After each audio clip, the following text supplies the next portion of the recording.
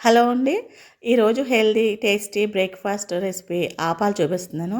దీన్ని sponge dosa, steam dosa అని కూడా అంటారు. దీనికి ఎంతో టేస్టీగా కూడా ఉంటుంది ఇది. దీనికి కావాల్సింది ఒక గ్లాసు బియ్యం, ఒక గ్లాస్ పెరుగు, ఒక స్పూన్ మెంతులు కావాలి.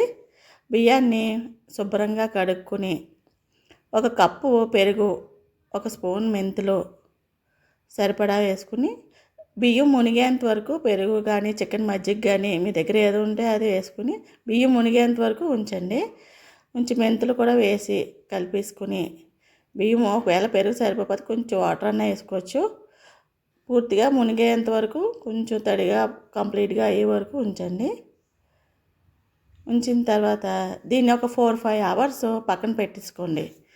కొంచెం 4-5 అవర్స్ పక్కన పెట్టుకున్నాక నానిన తర్వాత మెత్తగా మిక్సీ పట్టుకొని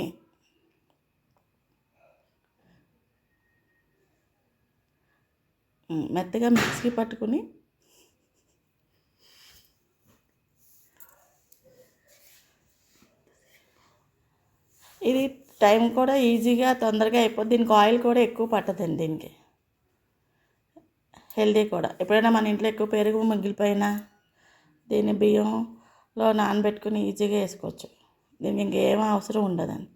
ఒక స్పూన్ మెంతులు, పెరుగు, బియ్యం మెత్తగా రుబ్బుకుని పక్కన పెట్టేసుకోవడం. దీన్ని దోశలు వెంటనే వేసుకోవడానికి ఉండదండి. మార్నింగ్ రుబ్బుకుంటే ఈవినింగ్ వేసుకోవాలి.